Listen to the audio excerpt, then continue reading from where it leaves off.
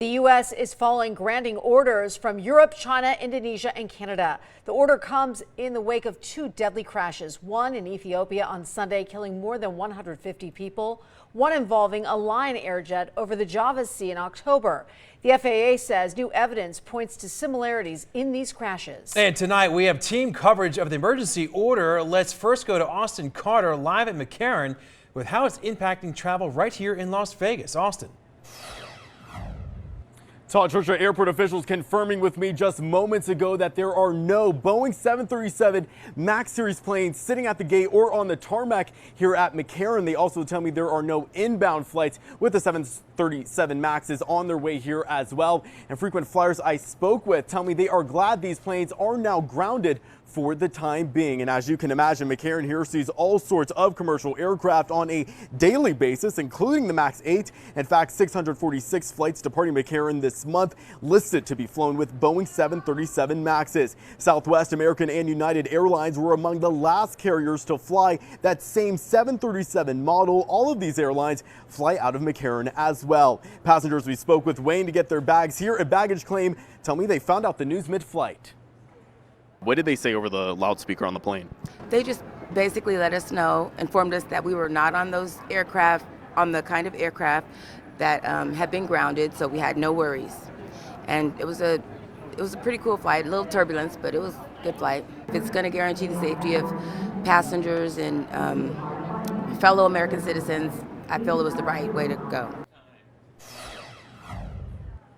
And there are cancellations here right now out of McCarran, 4 Southwest flights to Denver and 1 United flight to Denver. Now, both of those airlines do say that they are due to weather delays, not anything to do with any aircraft changes. And with that, let's send things over to my colleague Joe Bartels. And Joe, the impacts of this could definitely be long lasting.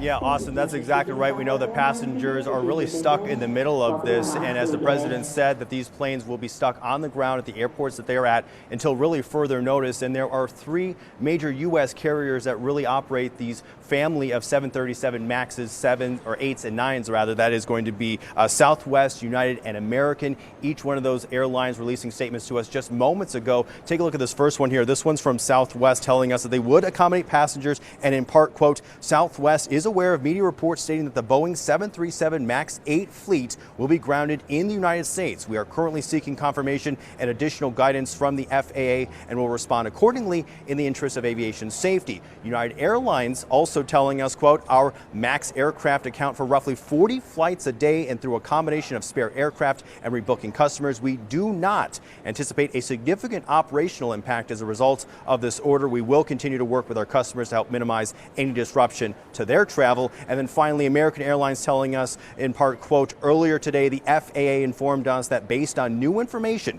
they are grounding the United States Boeing 737 MAX fleet out of an abundance of caution. American Airlines has 24 aircraft affected by this directive. We appreciate the FAA's partnership and will continue to work closely with them, the Department of Transportation, National Transportation Safety Board, and other regulatory authorities, as well as our aircraft and engine manufacturers. Our teams will make every effort to rebook customers as quickly as possible, and we apologize for any inconvenience. A local aviation expert says the severity of the impacts will depend on how long it takes investigators to figure out the issues with the Boeing 737 MAX 8 and 9 and then implement any changes into the aircraft, which at this point are scattered at airports around the globe.